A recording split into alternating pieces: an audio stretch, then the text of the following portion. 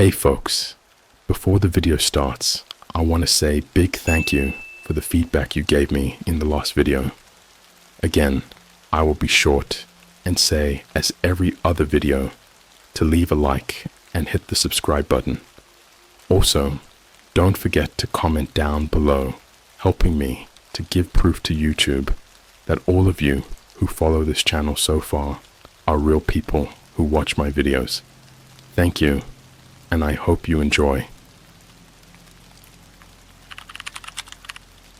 I uncovered a dark web forum, planning a ritual in my hometown. Now, I'm being followed by hooded figures. Alright, I'll admit it. I've always been kind of a weirdo when it comes to the internet. Not the posting memes on Twitter at 3 a.m. kind of weirdo, though guilty, but the kind who's fascinated by what's hidden beneath the surface. You know, the deep web. Everyone's heard stories about hitmen, black markets, and creepy arcs down there, but for me, it wasn't about all that. It was curiosity. I wanted to see how far the rabbit hole went. I never planned for it to get real. It started on a Saturday night. My roommate was out of town, so I was alone, scrolling aimlessly through TikTok until I got bored. Then I remembered this old USB drive I'd found in a thrift store months ago, labeled Tails OS in Sharpie. For those who don't know, it's like a bootable operating system designed for anonymity online. Perfect for deep web exploring.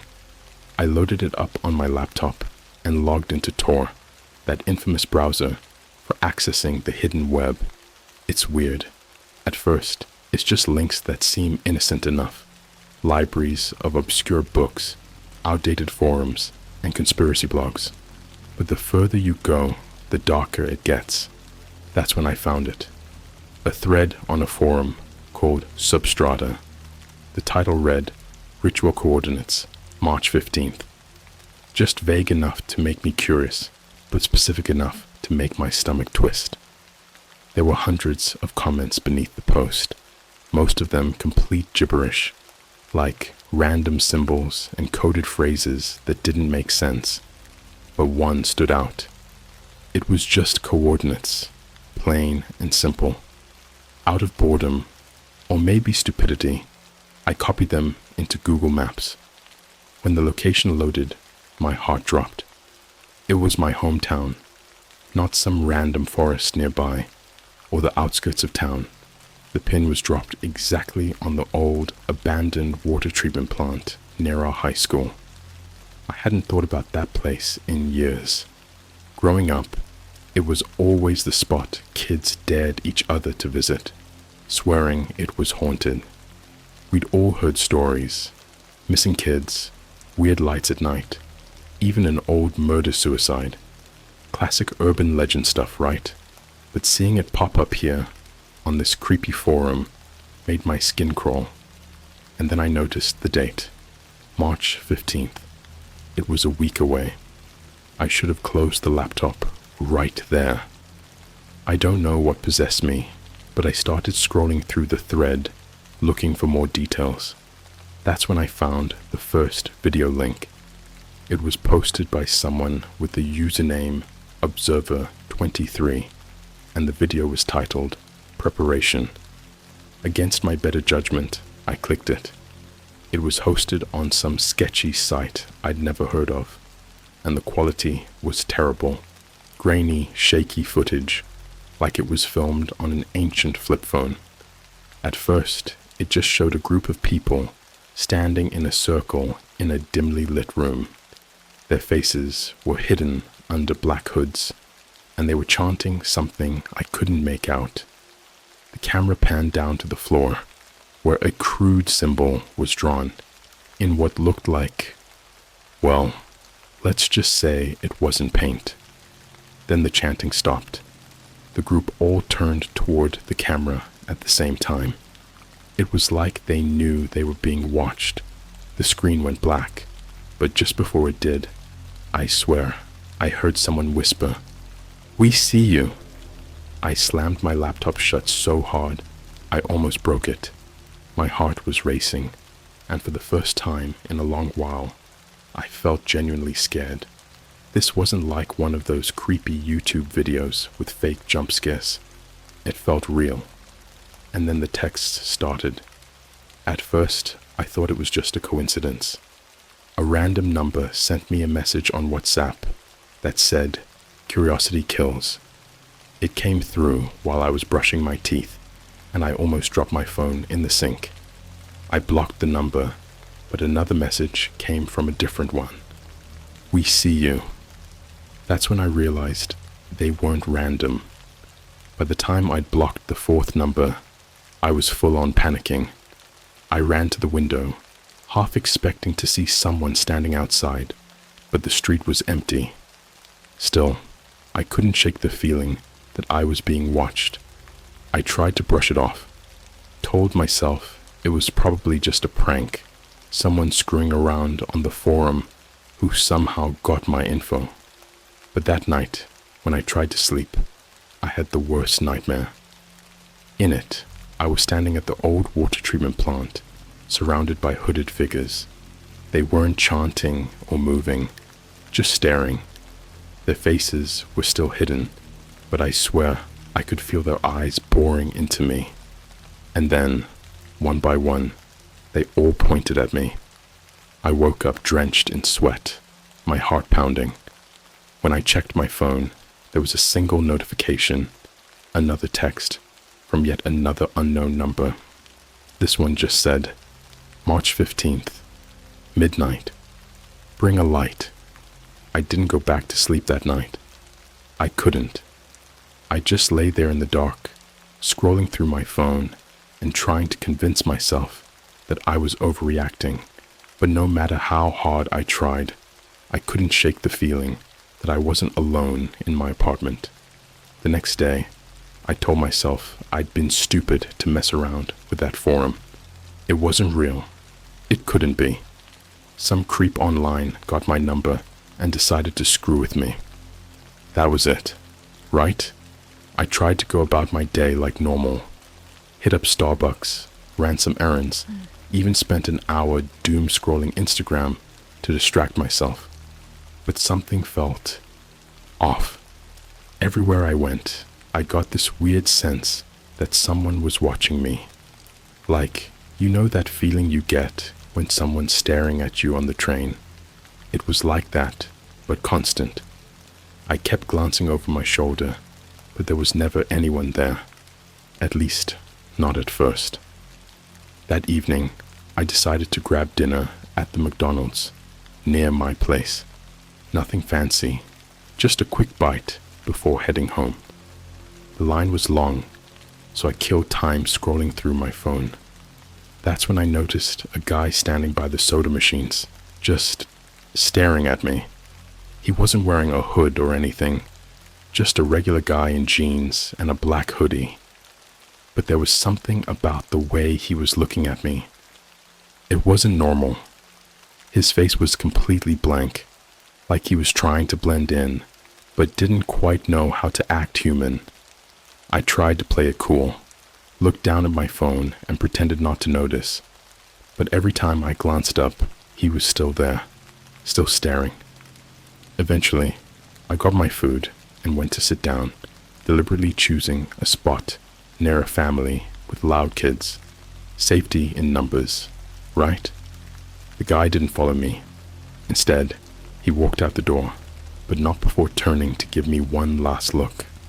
It wasn't a glare or a sneer, just this cold, detached stare, the kind that makes your stomach twist in knots. By the time I got home, it was dark, and my paranoia was cranked up to 11. I double-checked all the locks on my doors and windows, pulled the curtains shut, and left every light in the apartment on. I told myself it was just some random weirdo at McDonald's, nothing to do with the forum. But then my phone buzzed. Another text. This time, it wasn't words. It was a photo of me. It had been taken just a few hours earlier, while I was in line at McDonald's. My blood ran cold. The angle of the photo was low, like it had been taken from someone sitting nearby or standing at the soda machines. Before I could even process it, another text came through. "You're invited." I wanted to throw my phone across the room, but instead, I did what any dumbass in a horror movie would do. I texted back, "Who is this?" No response. Not then, anyway. I sat there staring at the screen, heart pounding, until another text came in. It was a link. I should have ignored it. I should have deleted the message and tossed my phone into the nearest body of water, but I clicked it. The link took me to a live stream. The screen was dark at first, just static and the faint hum of background noise. Then the camera shifted, and I saw a room that looked vaguely familiar. Concrete walls, rusted pipes, a damp, moldy floor. It was the water treatment plant. The camera panned slowly, showing a circle of hooded figures standing around something on the floor. I couldn't tell what it was at first, but as the camera zoomed in, I realized it was an animal. A dog, I think. Its fur was matted, and it wasn't moving. I felt sick. Then one of the hooded figures turned towards the camera, raised a hand, and pointed directly at the lens. It felt like they were pointing at me. The stream cut out, and my screen went black. That night, I barely slept. Every noise in the apartment sounded like someone trying to break in. At one point, I thought I saw a shadow move outside my window, but when I peeked through the curtains, there was no one there. The next morning, I tried to convince myself it was just a prank, a really elaborate, messed up prank. But deep down, I knew better. This wasn't normal, and it wasn't over. That afternoon, I decided to drive to the water treatment plant. I know how stupid that sounds, but I had to see it for myself. Maybe if I went during the day, I could convince myself there was nothing to be afraid of. When I got there, the place was just as creepy as I remembered. Rusted gates, graffiti-covered walls, and an overgrown lot that looked like something out of The Last of Us. I parked my car and walked up to the entrance, heart pounding. The air was thick and damp, and there was this faint metallic smell that made me gag. I didn't go inside. I didn't have to. As soon as I reached the gate, I saw it, the symbol from the video. It was painted on the ground in bright red right in front of the entrance. And there was something else. A small folded piece of paper sat in the middle of the symbol. My hands were shaking as I picked it up. The note had one word scrawled across it in jagged handwriting. Midnight. I don't know why, but I kept the note, stuffed it in my pocket, and got the hell out of there. As I drove home, I couldn't shake the feeling that I was being followed. Every time I checked my mirrors, it felt like the same black SUV was behind me. But when I turned onto my street, it was gone. That night, I barricaded my apartment door with a chair and slept with a knife under my pillow. I told myself I'd be safe as long as I didn't go back to the plant. But when I woke up the next morning, there was another note. This one was slid under my door. It didn't say anything, just had the same symbol from the water treatment plant, drawn in red ink, and underneath it, a single phrase, "You can't run." The note under my door changed everything. It wasn't just creepy anymore, it was personal. Whoever these people were, they knew where I lived. They'd been inside my building, close enough to slide something under my door without me noticing. The realization sent a chill through me that wouldn't go away.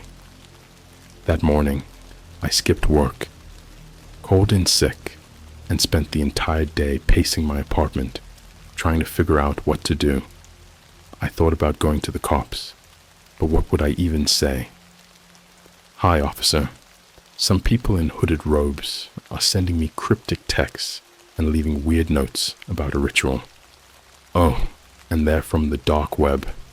Yeah, that'd go over well. By noon, I couldn't sit still anymore. I needed air.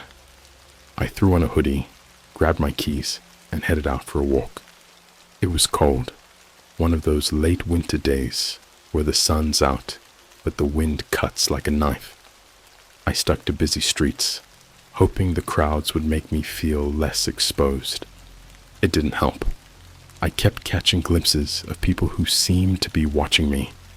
A guy in a trench coat leaning against a lamppost, a woman sitting alone on a park bench, a delivery driver lingering by his van. Every time I looked back, they were gone, but it felt like they were everywhere.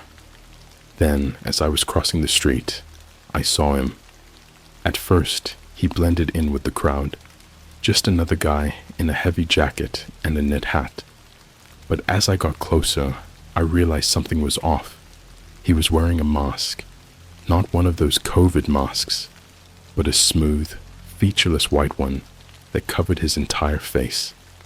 He was standing completely still on the corner, like a statue, with his head tilted slightly to one side, and he was staring directly at me.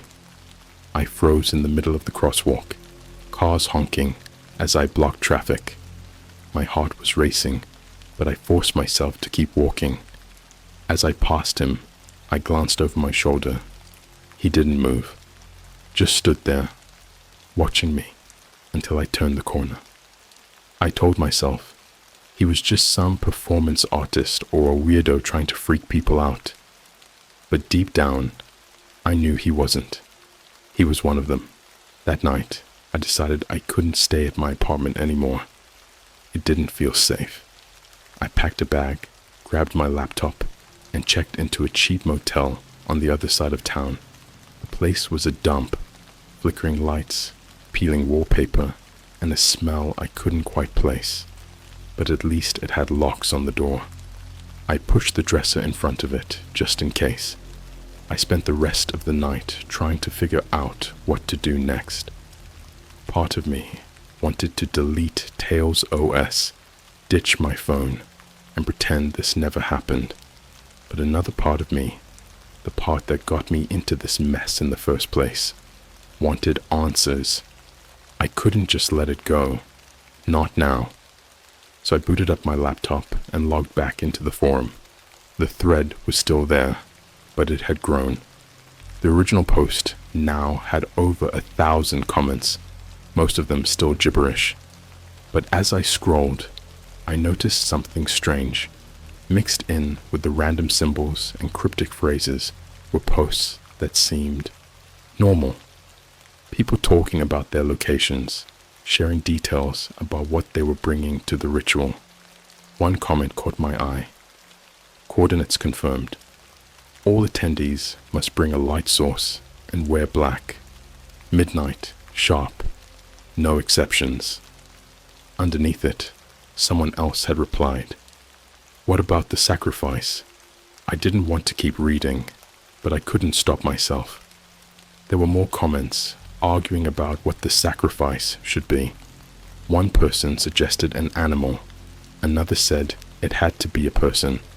The replies got more and more disturbing, until finally, someone posted, "It's already been decided. We'll take what comes to us." I slammed my laptop shut, breathing hard.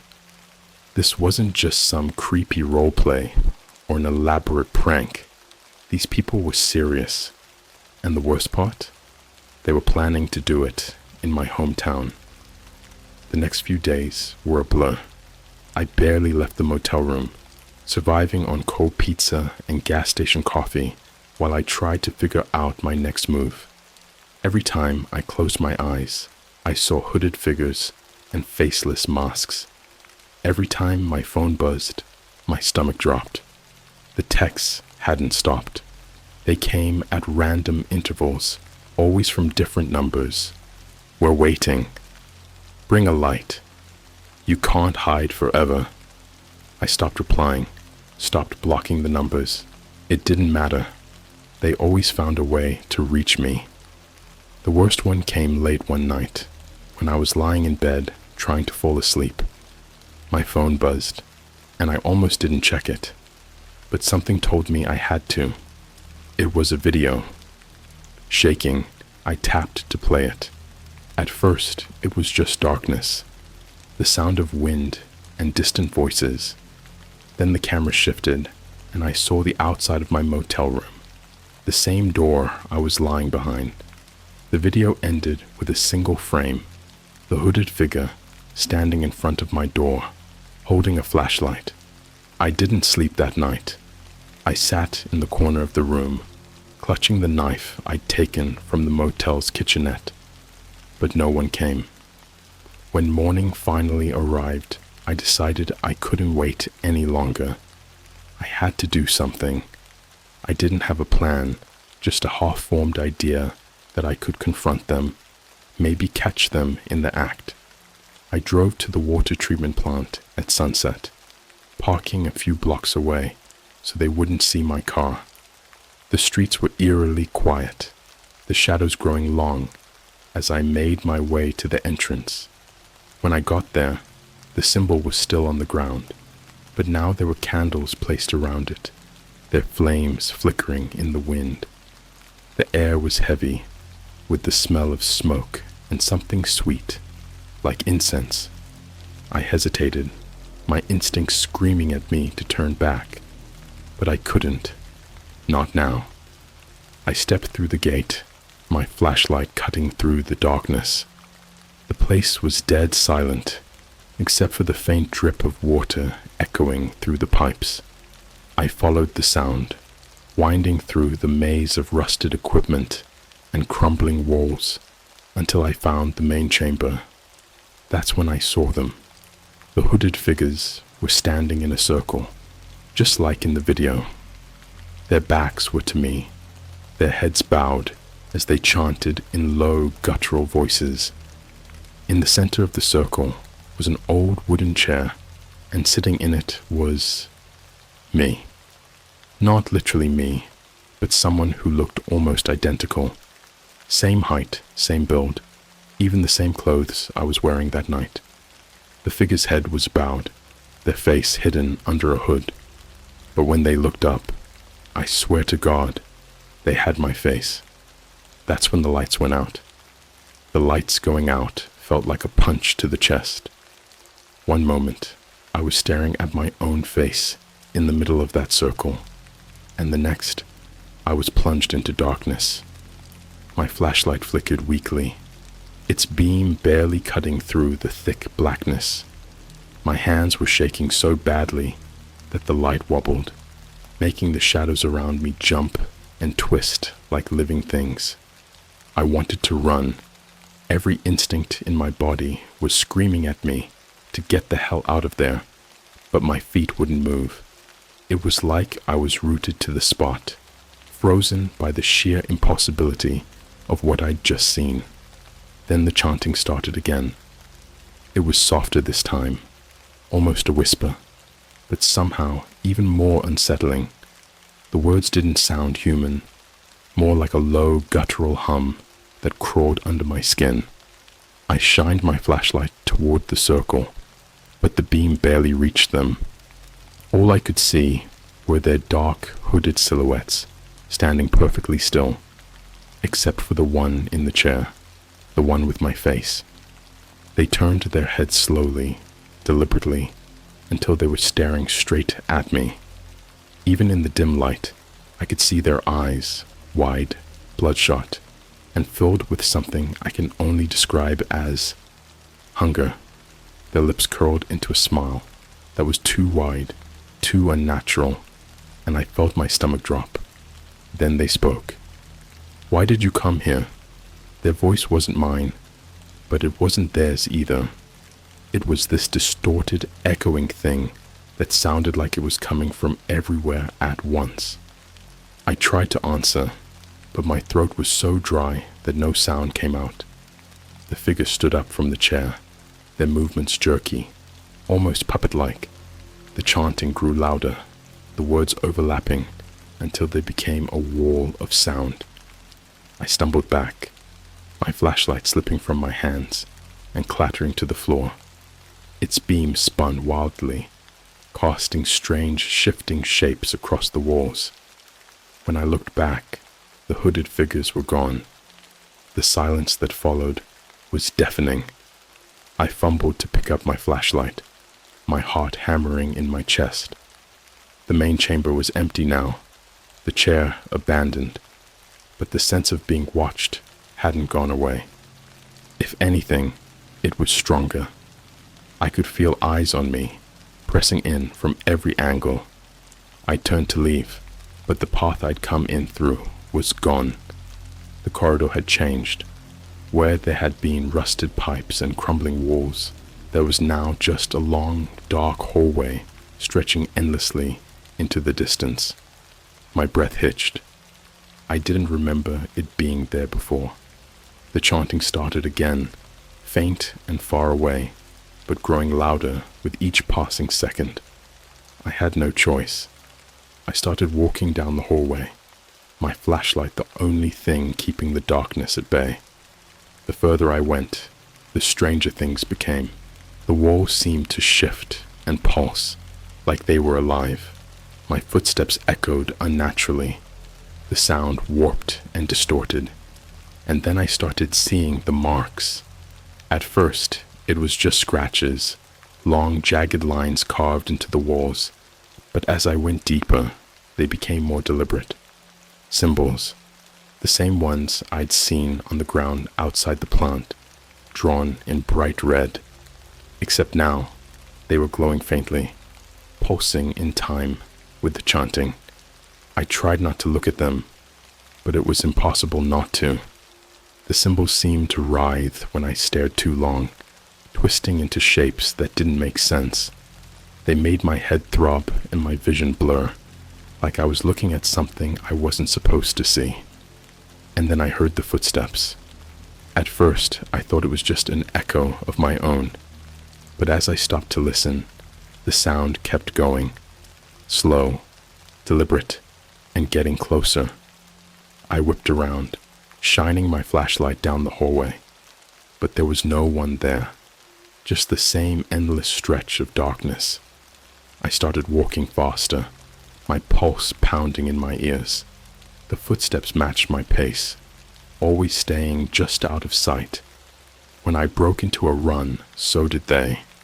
The sound was deafening now, overlapping with the chanting, which had grown so loud that I could barely think. That's when I saw the door. It was massive and ancient-looking, made of heavy, dark wood and covered in the same glowing symbols. I didn't want to go near it, but the footsteps were closing in, and I didn't have a choice. My hands trembled as I reached for the handle, half expecting it to be locked, but it wasn't. The door swung open easily, and I stepped inside. The room beyond was nothing like the rest of the plant. It was massive, with high vaulted ceilings and walls covered in thick black drapes.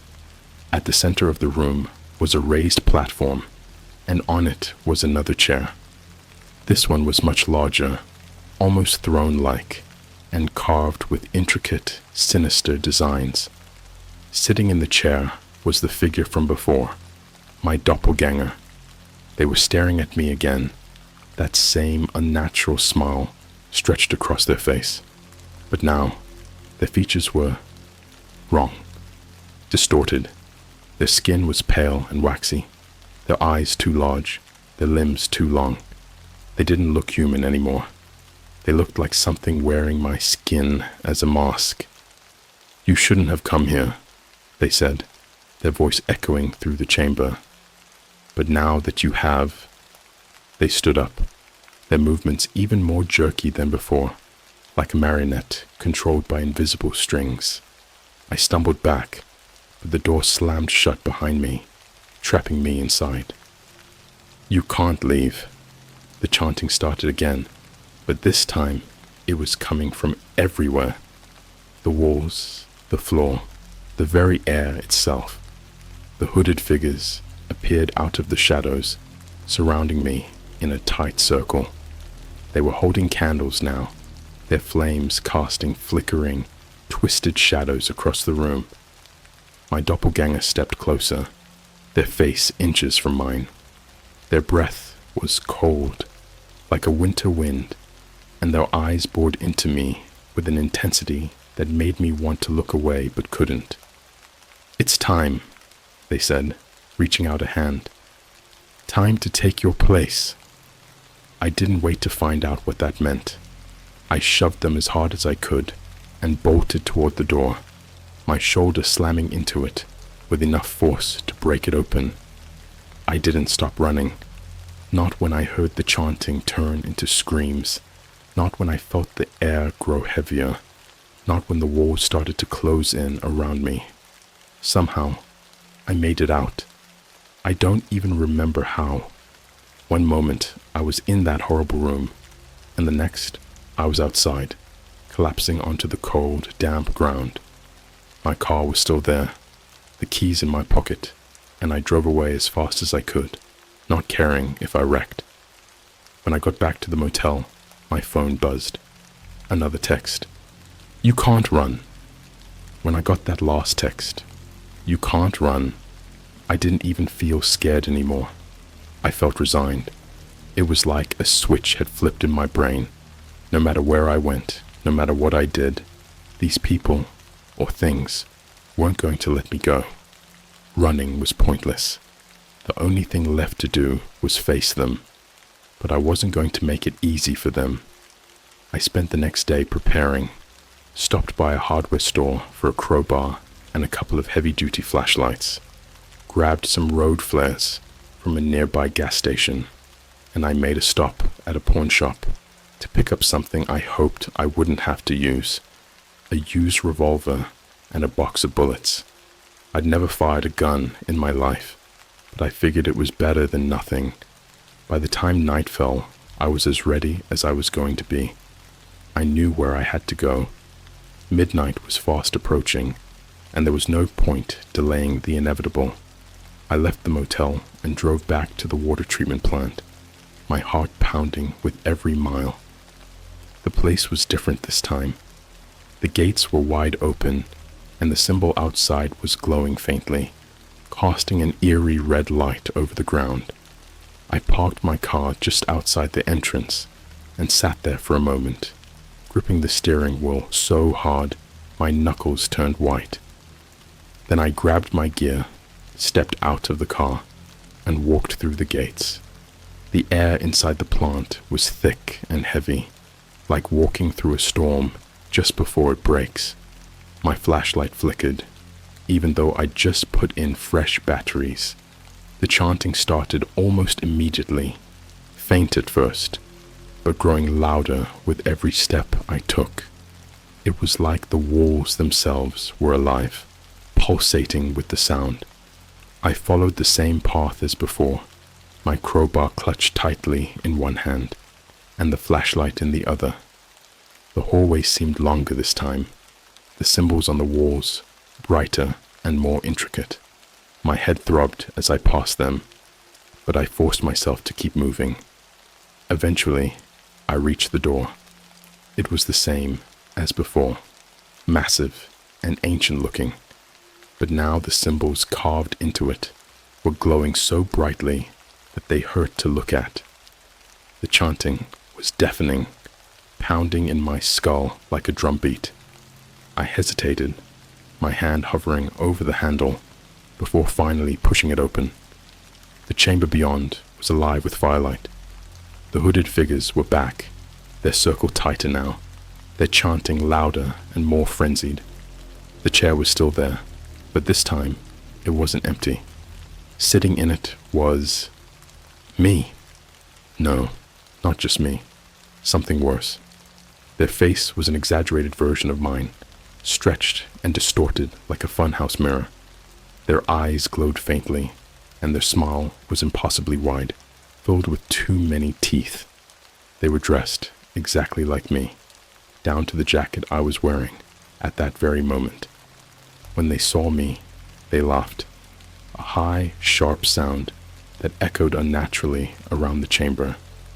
"You're late," they said, their voice a warped imitation of mine. "We've been waiting for you." The hooded figures turned in unison, their faces still hidden. The chanting stopped, replaced by a heavy silence that felt like it was crushing me. My doppelganger stood up from the chair, their movements smooth and unnatural, like they didn't have bones. "You shouldn't have run," they said, taking a step toward me. "But it's better this way, more satisfying." I backed away, raising the crowbar defensively. My mind was racing, trying to think of a way out, but the door behind me slammed shut, trapping me inside. The hooded figures began to close in, their movements slow and deliberate. The air grew colder with every step they took. "This is where you belong," my doppelganger said. "With us." I don't remember deciding to fight. I think instinct just took over. I swung the crowbar as hard as I could, aiming for my double's head. They moved faster than I thought possible, dodging the blow with a fluid motion that made my stomach churn. The hooded figures didn't stay still anymore. They surged forward, their hands clawing at me, their chants rising into a chaotic cacophony. I lashed out wildly, the crowbar connecting with something solid. One of the figures crumpled, their hood falling back to reveal a face that was blank, completely featureless, like a mannequin. That was when I realized they weren't human. I scrambled to pull the revolver from my jacket, my fingers fumbling with the unfamiliar weight. My double was on me before I could aim, their hands closing around my throat. Their grip was ice cold, and their face was inches from mine, that horrible smile never wavering. "You can't kill me," they said. "I'm you." I fired anyway. The shot rang out, impossibly loud in the enclosed space. My doppelganger stumbled back, their grip loosening. Black ichor oozed from the wound in their chest, but they didn't fall. They just laughed, that awful, high-pitched sound that made my ears ring. The hooded figures were closing in again, their movements faster and more aggressive. I lit one of the road flares and tossed it into the center of the room. The sudden burst of light and heat made them recoil, their inhuman wails filling the air. Taking advantage of the distraction, I ran. I didn't care where I was going. I just needed to get out. The hallway seemed endless, twisting and shifting around me, but I didn't stop. The chanting followed me, growing fainter with every step, until finally I burst through the gates and into the cold night air. I don't remember getting home. The next thing I knew, I was sitting on my couch, shaking uncontrollably. My hands were stained with something dark, and the revolver was still clutched in my grip. I dropped it like it was burning me. My phone buzzed. I didn't want to look, but I couldn't stop myself. The message was short, just 2 words. "See you." It's been 3 days since then. I haven't left my apartment. I haven't slept. Every time I close my eyes, I see that room, that circle of hooded figures, and my own distorted face staring back at me. The texts haven't stopped. They come at random times, always the same 2 words. "See you." I don't know what they want. I don't know if they'll come for me again. But I do know one thing. You can't run from them. No one can.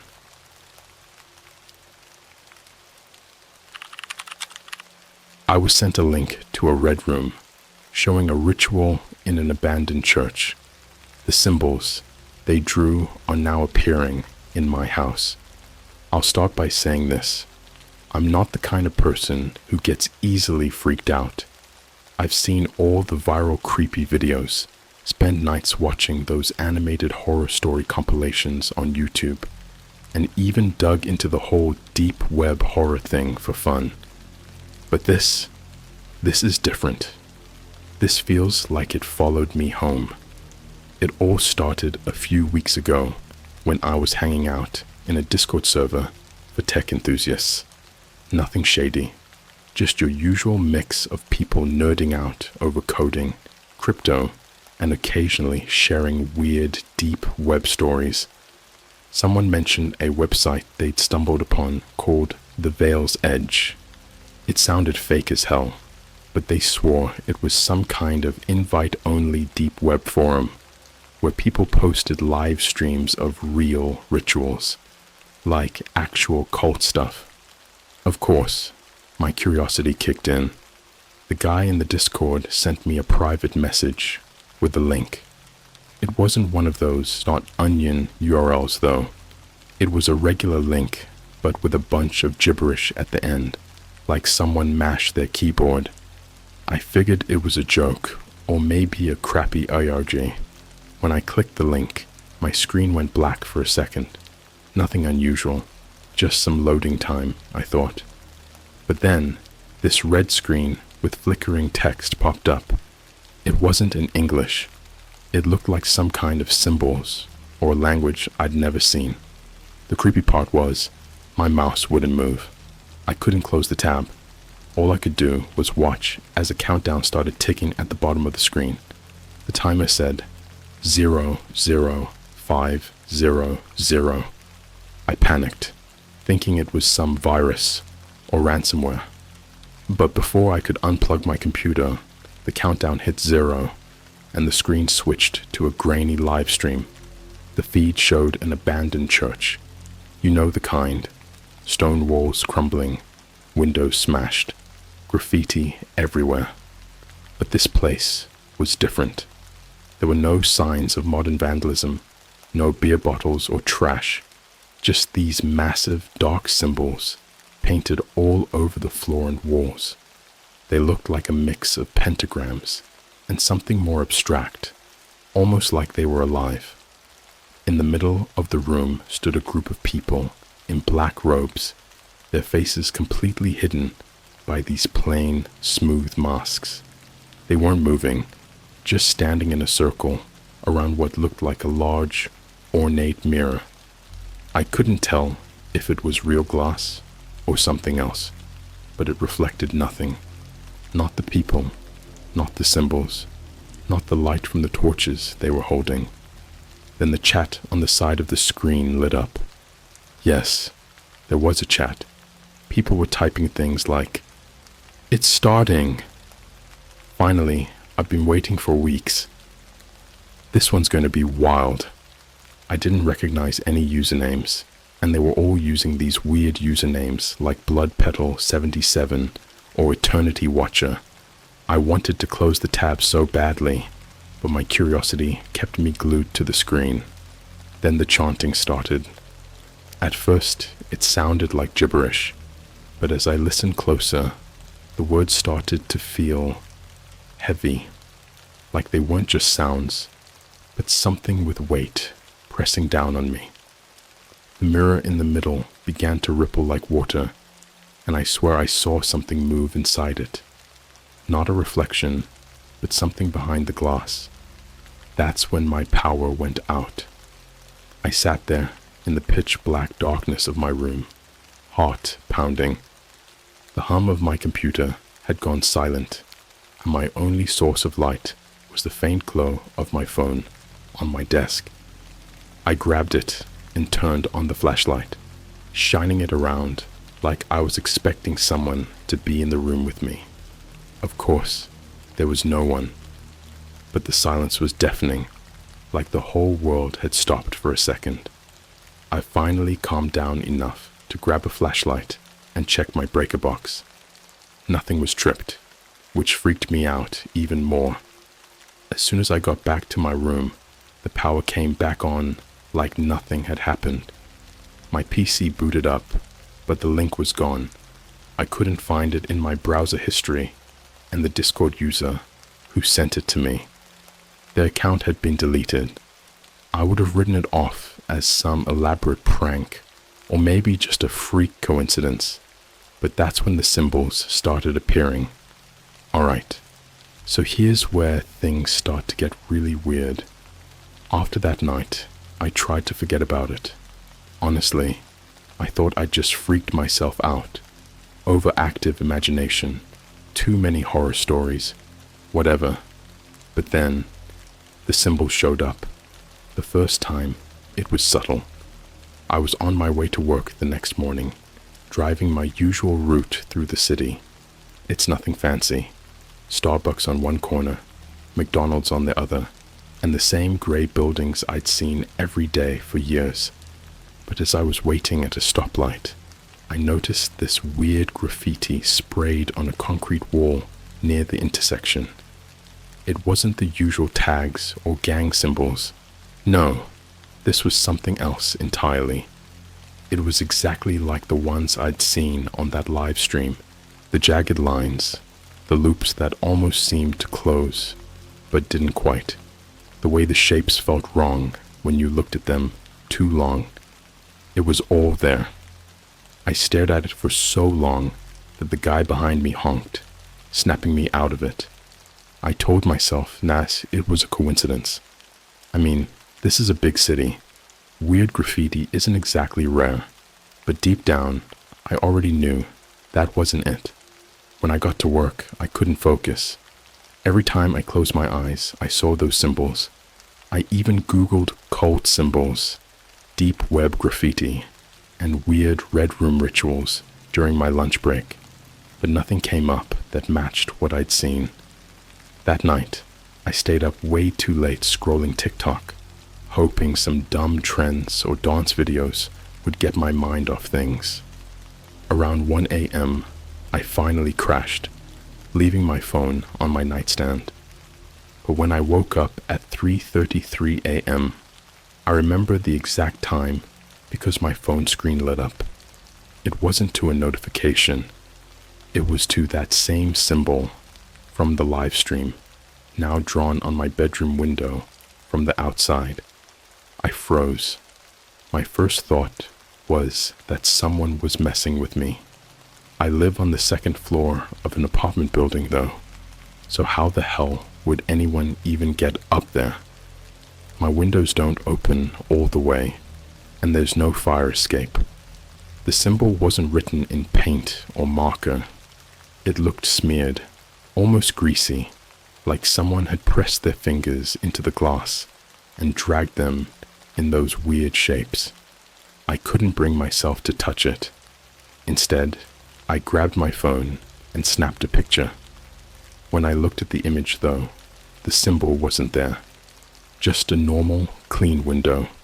At that point, I wasn't just freaked out. I was angry. I felt like someone was playing a cruel joke on me, and I was determined to figure out who. I didn't sleep for the rest of the night. The next day, I called my landlord to ask if there had been any complaints about weirdos hanging around the building. He said no, but he sounded annoyed, like I'd woken him up just to tell him about a raccoon problem or something. I decided to check the security cameras myself. There's one in the stairwell and one pointing toward the front entrance. The footage for the night before, gone. The files were corrupted, the timestamp missing. By now, I was starting to feel like I was losing my mind. I hadn't told anyone about what I saw on that live stream. Hell, I hadn't even told my friends about the symbols yet. But somehow, it felt like something from that night had followed me, and it wasn't going to let go. Later that week, things got worse.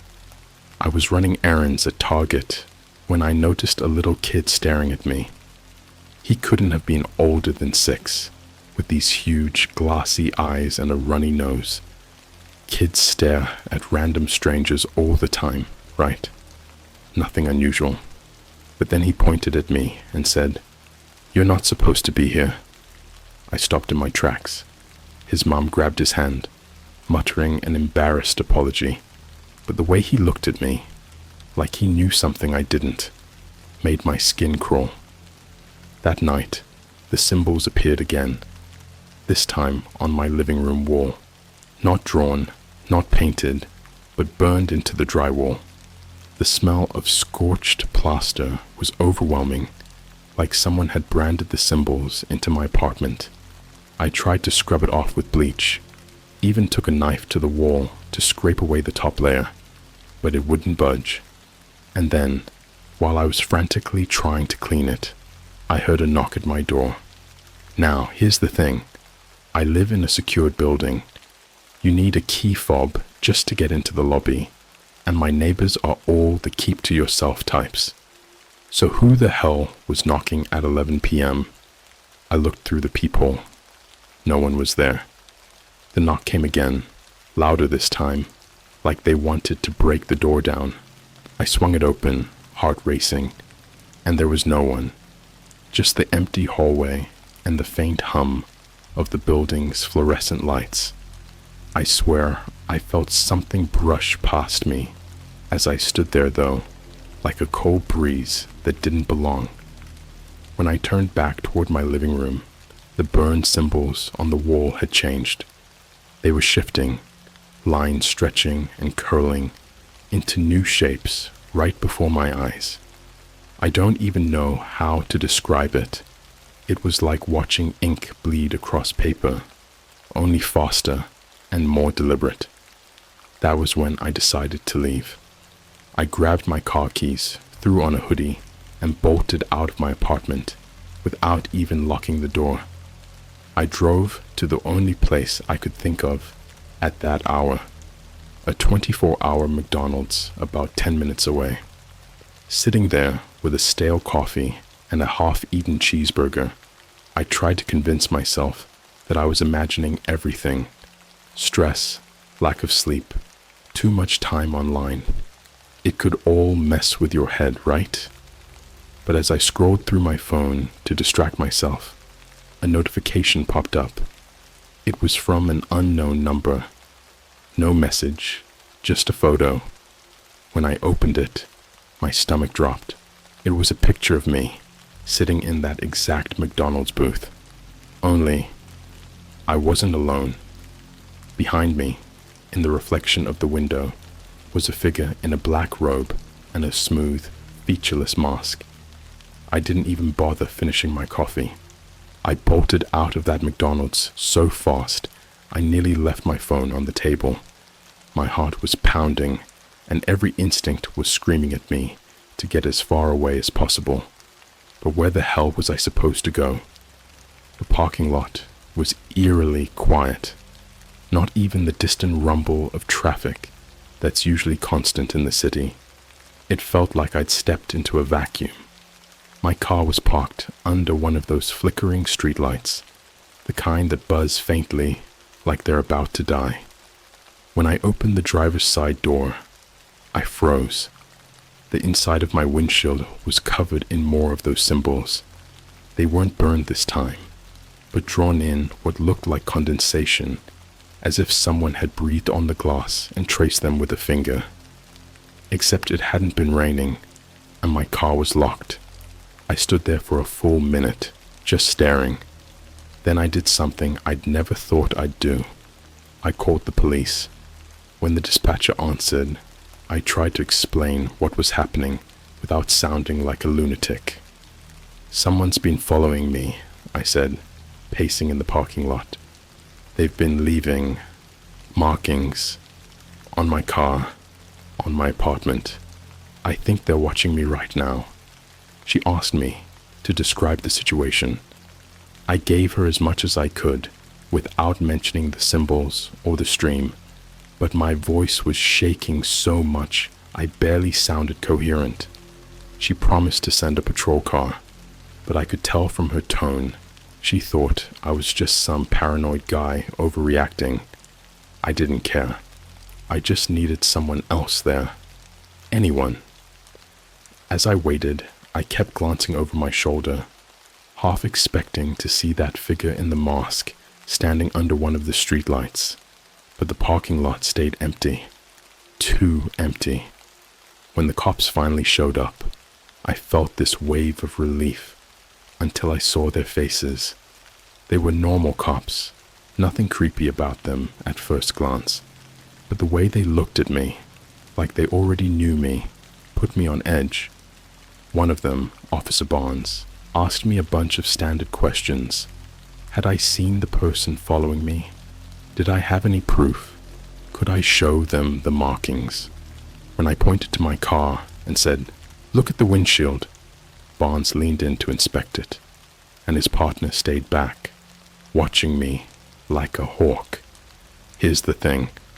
Barnes said there was nothing on the glass. I walked over to show him myself, but he was right. The symbols were gone. The windshield was spotless, like it had just been cleaned.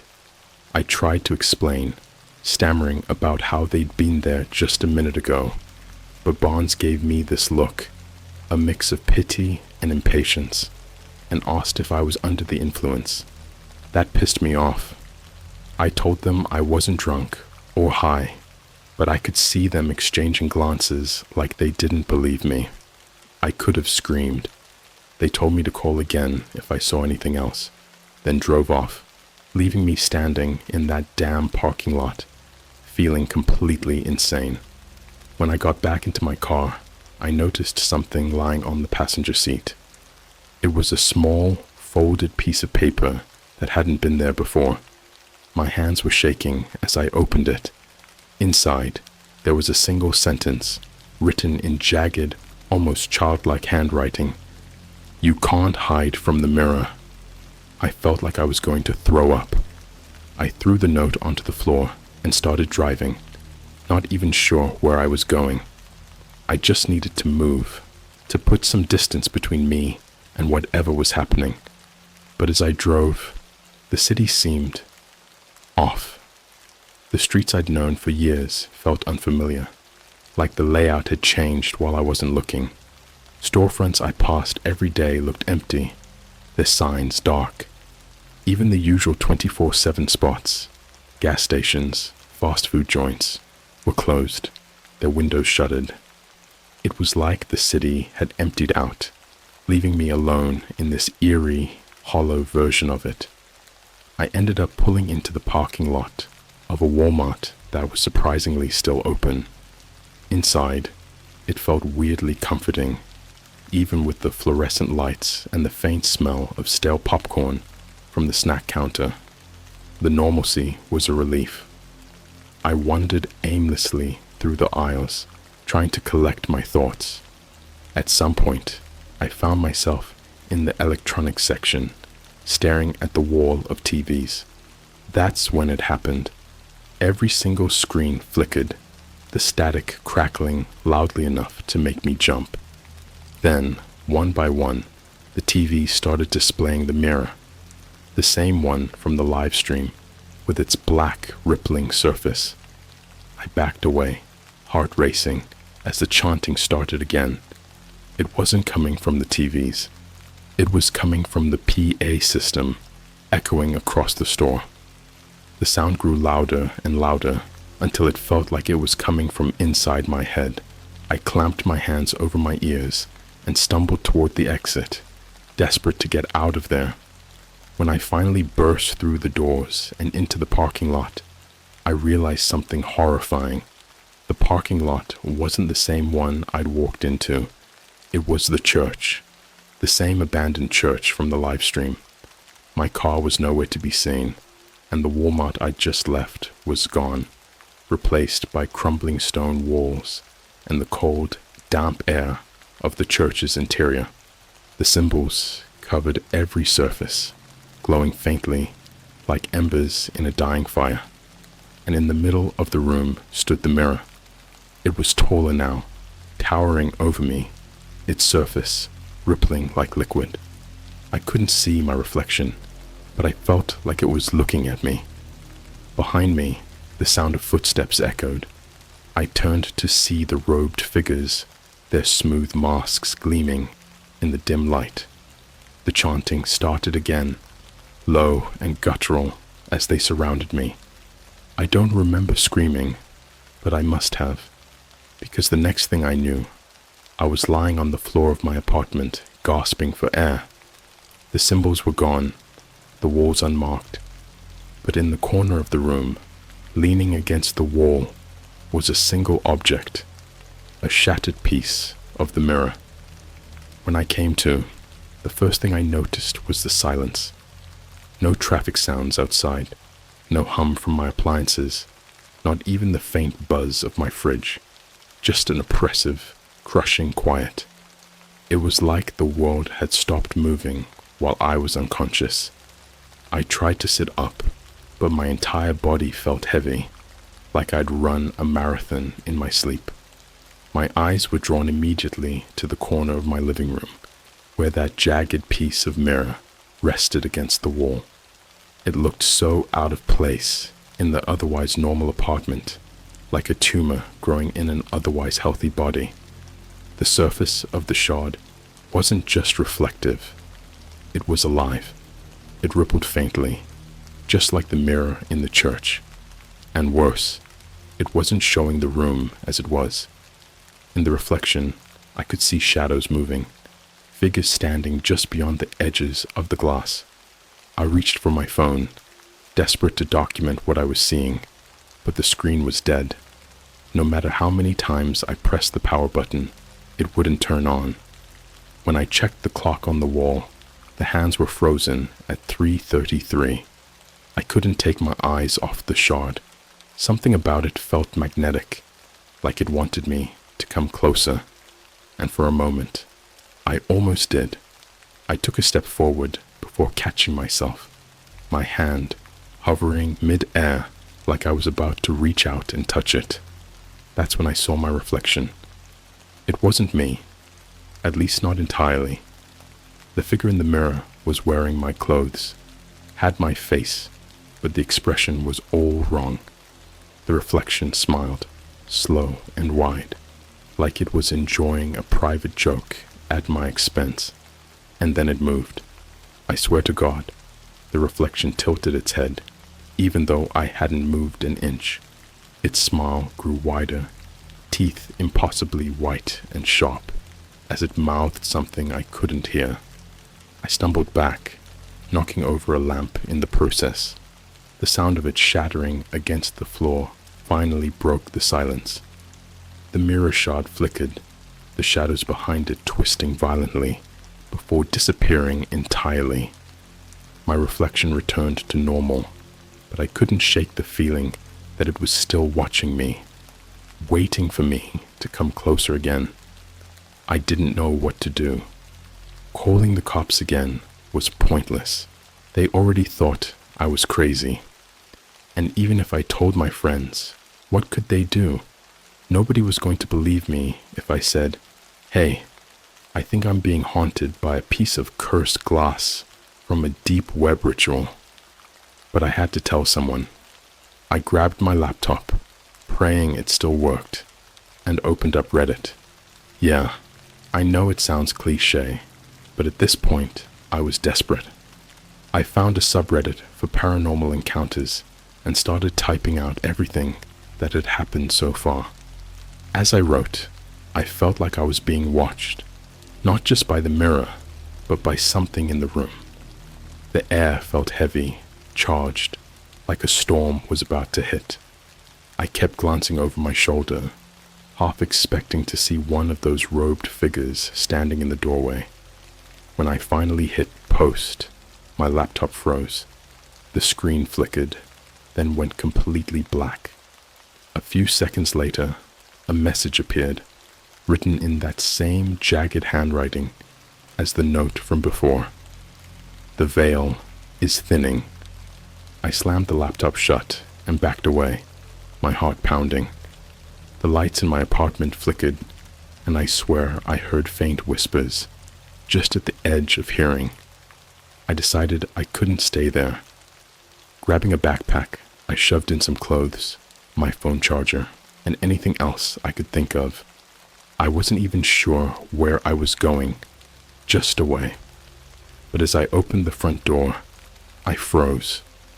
The hallway outside my apartment was pitch black, not the kind of darkness where your eyes eventually adjust, but an oppressive void that swallowed the light spilling out from my door. I couldn't even see the other apartments or the elevator at the end of the hall. Just nothingness. And then faintly, I heard footsteps. They weren't coming toward me. They were circling, slow and deliberate, like whoever, or whatever, it was wanted me to know they were there. I slammed the door shut and locked it, my hands trembling. But the second I turned around, I realized I wasn't alone. In the corner of the room, where the mirror shard had been, stood a figure in a black robe. Its mask was smooth and featureless, just like the ones in the live stream. It didn't move. It didn't speak. It just stood there, staring at me with no eyes. I couldn't breathe. My body refused to move, even as every instinct screamed at me to run. The figure tilted its head, just like the reflection had, and slowly raised a hand to point at the mirror shard on the floor. I don't know what came over me, but I grabbed the shard and threw it as hard as I could against the wall. It shattered into even smaller pieces, the fragments scattering across the room. For a moment, I thought it was over, but then the whispers started again, louder this time. The fragments began to move, sliding across the floor like magnets being drawn together. They reassembled themselves into a perfect circle, glowing faintly with that same eerie red light from the live stream. The figure stepped into the circle. I don't remember much after that. There was a flash of light, a deafening roar, and then nothing. When I woke up, it was morning. The circle of mirror fragments was gone. The figure was gone. Even the burned symbols on my walls had vanished, leaving no trace they were ever there. But as I looked around, something caught my eye. On my kitchen counter, where there hadn't been anything the night before, was a small black mirror. Its surface was smooth, almost inviting, and when I looked into it, I didn't see myself. I saw the church. I didn't touch the mirror. I couldn't. Just looking at it made my stomach churn, like I was staring into something I wasn't supposed to see. The church in the reflection was exactly as I remembered it. Stone walls covered in those impossible symbols, the jagged edges of broken stained glass, and the faint, flickering glow of candlelight. But it wasn't just the church. As I stared, transfixed, I saw movement, shadows flitting across the edges of the frame, just out of focus. And then, one by one, the robed figures appeared, stepping into the reflection like they were crossing some invisible threshold. They moved in unison, their smooth, featureless masks turned toward me. I slammed the cupboard door over the mirror and stumbled back, knocking into the counter behind me. My hands were shaking so badly I could barely think straight. I knew that leaving the apartment wouldn't solve anything. Whatever this was, it wasn't just a place anymore. It was inside. But then I heard the knock. It was soft, almost polite, but it made my blood run cold. I turned slowly towards the front door. There was no shadow under it, no movement in the peephole when I checked. But the knock came again, louder this time, rattling the frame. The air in the apartment felt heavy again, like something was pressing down on me. I backed away from the door, my heart pounding, and grabbed the heaviest thing I could find, a cast iron skillet from the kitchen. I wasn't thinking logically. I just knew I had to protect myself. When the third knock came, the entire apartment seemed to shudder, and then the door creaked open on its own. It didn't swing open dramatically or slam against the wall. It just eased open like someone had gently pushed it. But the hallway outside wasn't the hallway anymore. It was the church. The cold, damp air hit me like a punch to the chest, and I could see my breath misting in front of me. The symbols on the walls glowed faintly, pulsing like a heartbeat, and that chanting, the guttural, inhuman sound I thought I'd left behind, echoed faintly in the distance. I wanted to run. Every fiber of my being told me to slam the door shut and never look back. But then I heard a voice. It wasn't a whisper, and it wasn't coming from the church. It was coming from behind me, soft and familiar. "Come home," it said. I turned, and my blood turned to ice. Standing in the kitchen next to the black mirror was me, or at least, it looked like me. Same face, same clothes, but the eyes were wrong.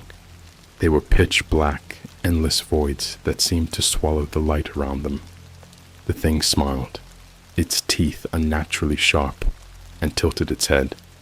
"You've been chosen," it said, its voice overlapping with my own, like two people speaking at once. "You opened the door. You let us in." I wanted to scream, but no sound came out. My legs moved on their own, dragging me toward the open door and the church beyond. I tried to fight it, but it was like I wasn't in control of my own body anymore. The moment I stepped over the threshold, everything changed. The door slammed shut behind me, and the chanting grew louder, surrounding me on all sides. The robed figures were there, standing in a circle around the mirror, the real one, the massive, rippling glass that dominated the center of the church. I tried to back away, but my feet wouldn't move. The figures turned to face me, and the chanting stopped. One of them stepped forward, holding something in their hands. It was small, black, and smooth. The same mirror that had appeared in my kitchen. They held it out to me, and the surface shimmered, showing my reflection again. Only this time, my reflection wasn't alone. Behind me, in the glass, I saw countless shadows, twisted, formless things with glowing eyes reaching out toward me. I felt their presence, cold and suffocating, as if they were just inches away. "Look," the figure said, its voice hollow and echoing. I didn't want to. I couldn't look, but the mirror drew me in, and before I knew it, I was staring into its depths. The surface rippled, and suddenly I was somewhere else. I was standing in my apartment again, but it wasn't right. The lights flickered, the walls were cracked and crumbling, and those symbols, those damn symbols, were everywhere, burning bright and red. And then I saw myself. The thing that had taken my place was sitting on the couch, scrolling casually through my phone as if it belonged there. It looked up at me and smiled. "Don't worry," it said, its voice dripping with mockery. "We'll take good care of it." The mirror's surface shattered, pulling me back into the church. I fell to my knees, gasping for air, as the figures around me began to chant again. The mirror rippled, brighter now, almost blinding, and I felt myself being pulled toward it. I tried to resist, clawing at the stone floor, but it was no use. The last thing I saw before I was swallowed by the light was my own reflection, smiling back at me. I don't know where I am now.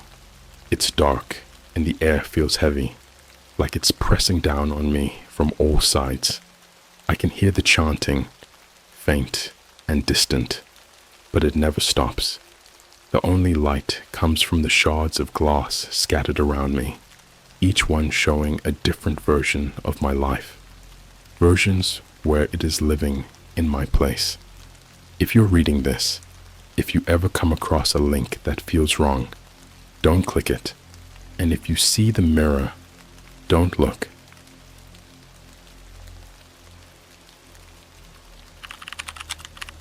I followed a dark web link that promised to show the true internet. The sites I found include rituals that are happening right now. I've always been one of those people who thinks the internet's scary stories are overblown. You know, the kind of guy who watches those dark web mystery box unboxings on YouTube and thinks, yeah, right, like someone's mailing human teeth to some influencer. The whole thing seemed like an edgy marketing gimmick for VPNs and antivirus software. But a few nights ago, I learned the hard way that the internet is way darker than I ever imagined. It was one of those nights where insomnia hits harder than usual.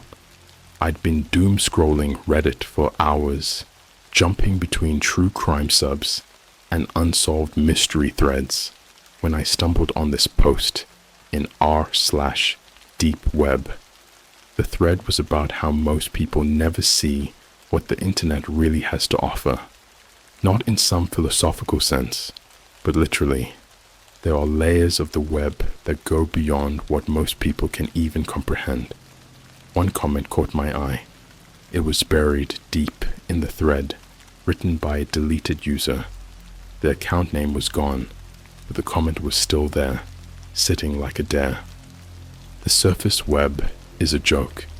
If you want to see the real internet, click this link. But don't blame me if you don't like what you find. The link was strange. Just a string of random letters and numbers, not a standard URL. I stared at it for a long time, the cursor hovering over the text. I don't know what I was expecting. Maybe some gimmick, a dead link, or even one of those fake virus pop-ups that scream, "Your computer is infected." Instead, I made the dumbest decision of my life. I clicked. The screen went black for a second. Not the kind of black where the page is just loading, but the type that makes you feel like your computer might never come back on. Then, slowly, a single line of text appeared, bright white on the black background. Welcome to the true internet. What you see here exists beneath the surface of reality itself. I swear, I got chills just reading it. Beneath the text was a button that said dive in. Now I'm not a complete idiot. I've heard all the stories about how the dark web can mess you up. Hackers stealing your bank info, sketchy malware frying your laptop, maybe even the cops showing up at your door because you accidentally clicked on something illegal. But something about this page felt different.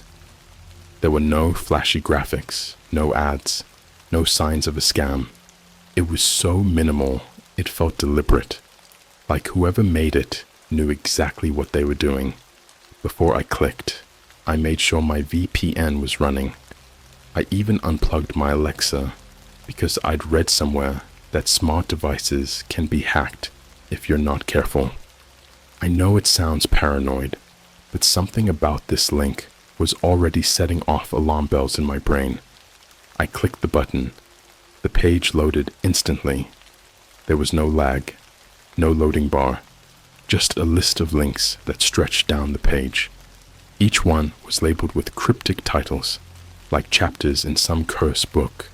The Waiting Room, The Watcher's Circle, Voices of the Abyss, The Ritual Archive, and at the very bottom, in smaller font, a final link, The Mark of Reality.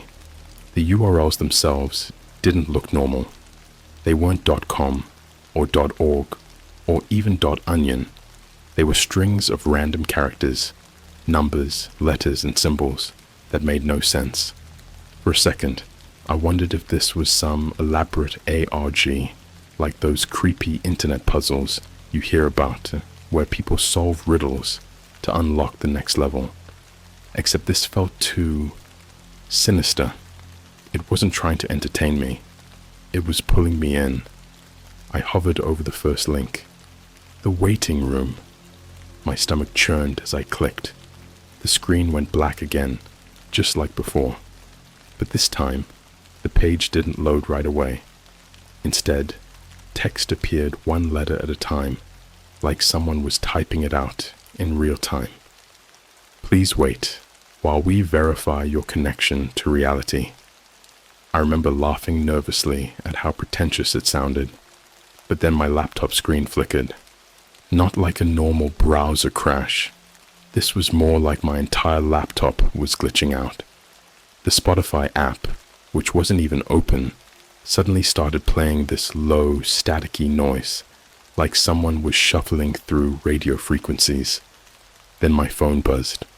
It was lying on the coffee table across the room, and I swear to God, I hadn't touched it in hours. When I picked it up, there was a notification, just a blank bar with no text, no sender, nothing. I swiped it away, but it popped back up immediately. This time, the message wasn't blank.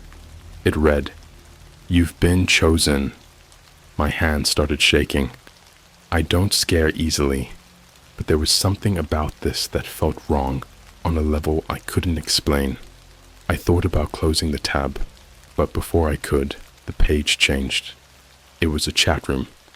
The interface was as simple as the rest of the site. Black background, white text, a box for me to type in. There were about 30 users online, all with generic usernames like Watcher042 and Observer28. Nobody was chatting, but every few seconds, a message would pop up from the system. "Prepare yourself. The others are watching." I typed in the chat, "What is this?" No response. After a minute, the system sent another message. "You've been chosen. Do not speak again until instructed." The cursor blinked at me, daring me to reply, but before I could, my screen froze. For a moment, I thought my laptop had crashed, but then a new page loaded automatically. The title at the top read, "The Watcher's Circle." And that's when the real nightmare started. I wasn't sure what I expected when the page loaded, but what I got was unsettling in a way I still can't fully describe. It wasn't a flashy graphic or some poorly shot horror video. It was just a black screen with a single word glowing faintly in the center. Waiting. Beneath it, a small circle spun as though the page was buffering, but it wasn't buffering. It was just waiting. I stared at it for what felt like an eternity, my fingers twitching over the keyboard, wanting to press something, anything, to get out of this weird digital limbo. But there was nothing to click, nothing to interact with. Just the word, the spinning circle, and the growing sense that I'd stepped into something I couldn't get out of. And then it started. The first thing I noticed was the sound. At first, I thought it was coming from outside my apartment, like maybe one of my neighbors had left the TV on too loud. It was this faint, rhythmic tapping, like footsteps walking back and forth on a hardwood floor. But the more I listened, the more I realized it wasn't coming from outside. It wasn't even coming from my speakers. It was coming from inside my headphones. I yanked them off and threw them on the desk, but the sound didn't stop. It was faint but persistent, like someone was pacing just behind me. I whipped my head around, heart pounding, but my apartment was empty. My blinds were closed, the door locked, and the only light came from the faint glow of my laptop screen. Then the text on the page changed. "Do you feel it?" "Feel what?" My skin prickled as I read the words. I leaned back in my chair, trying to convince myself this was just a prank. Maybe I downloaded some weird script that was designed to mess with me. Yeah, that had to be it. Just a dumb program some wannabe hacker uploaded to scare idiots like me who couldn't leave well enough alone. But then my phone buzzed again. I grabbed it off the table and stared at the notification. This time, it wasn't blank. It was a photo of me. It wasn't like a selfie or something I'd posted online. It was a picture of me sitting at my desk in that exact moment, wearing the same hoodie, the same exhausted expression, The photo was taken from behind me, and in the frame, I could see my laptop glowing with the same black screen and spinning circle. My blood ran cold. There was no one in my apartment. I knew that. I'd been home alone all day, but there it was, proof that someone or something was watching me. I checked the timestamp on the notification. It had been taken 6 seconds ago. I stood up so fast, my chair slammed into the wall behind me. My apartment isn't big, just a tiny studio with a kitchenette and a single window. There was nowhere for anyone to hide. I paced the room, checking the bathroom, the closet, even under the bed. Nothing. I was completely alone. But when I returned to my desk, my laptop screen had changed again. The spinning circle was gone, replaced by a new line of text. Welcome. The others are ready for you now. The page refreshed on its own, and I didn't even have time to react before I was staring at something entirely different. It was a live stream. The video feed was grainy and distorted, like it had been filmed with an old security camera. The room on the screen was small and bare, with concrete walls and a single light bulb hanging from the ceiling. In the center of the room was a table, and on the table was a body. I don't mean a corpse, though. The person on the table was alive, or at least they looked like they were. Their chest rose and fell in slow, shallow breaths, and their hands twitched slightly at their sides. They were dressed in plain clothes, jeans and a t-shirt, and they looked like they could have been anyone. The chat room from earlier reappeared beneath the video feed. This time, the users were active. He's next. Do you think he knows yet? This one's taking too long. I felt sick. I tried to close the tab, but my mouse wasn't working. The keyboard was unresponsive too. It was like my entire laptop had been locked, forcing me to watch. The camera in the live stream zoomed in slightly, focusing on the person's face. Their eyes were closed, and their lips moved faintly, like they were whispering something I couldn't hear. The chat kept scrolling, faster and faster. He's not ready. We need more time. Show him. Suddenly, the screen glitched, and for a split second, I thought the feed had cut out. But then it came back, and my stomach dropped. The person on the table wasn't there anymore. The room was empty, but the chat didn't stop. It's happening. Watch closely. Do not look away. The camera panned slowly across the room, showing every corner. There was no sign of the person who'd been lying on the table. But as the camera moved, I noticed something in the far corner of the room. A mirror. It was old and cracked, the kind of thing you'd find in a thrift store, and its surface was smeared with something dark and sticky, like dried blood. As the camera lingered on the mirror, I realized I could see something moving in the reflection. It was me. I don't know how else to describe it. It was my reflection, but it wasn't mirroring my movements. It stood perfectly still, staring straight ahead, even as I shifted in my chair. Its eyes looked wrong, too wide, too dark, and its mouth twitched like it was trying to form words. Then the screen went black again. This time, the text appeared instantly. You have been seen. I stared at the words, my heart hammering so loudly I thought I might pass out, and then my phone buzzed one more time. When I looked at the screen, my stomach dropped. It was another photo, but this time it wasn't of me. It was a picture of the mirror, and standing behind it, just barely visible in the shadows, was something that wasn't human. That's when the page refreshed again, loading a new link at the top of the screen. The Watcher's Circle. I didn't want to click it. Every instinct in my body screamed at me to close the laptop, throw it out the window, and run as far away as I could, but I couldn't look away. Part 2, The Waiting Room, continued. The new link hovered on the page like a dare. The Watcher's Circle. My hand trembled as I reached for the mouse, and for the first time, I noticed how unnaturally quiet my apartment had become. The kind of quiet that isn't normal for a city.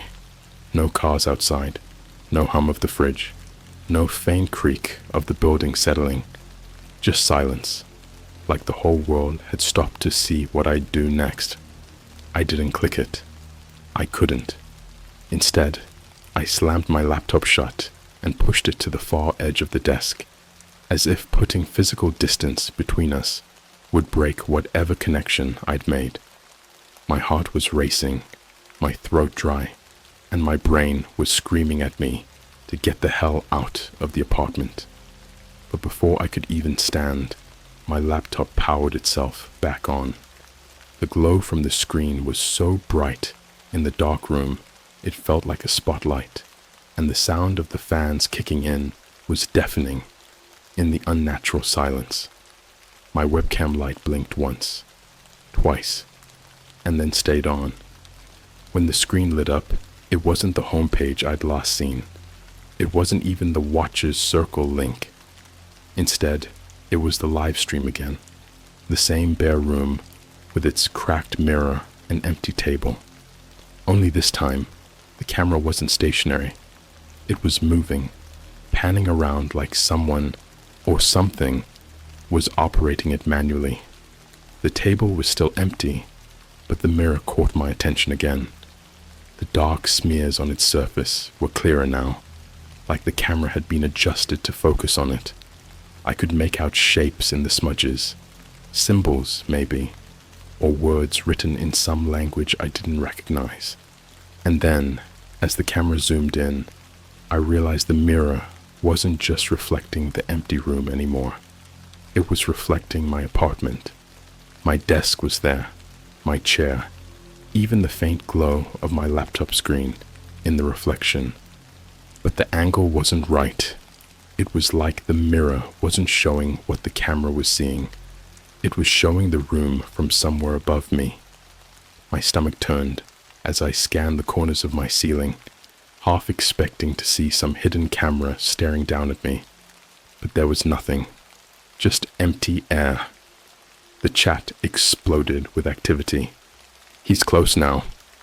Do you think he'll see it? Don't turn around. The last message hit me like a punch to the gut.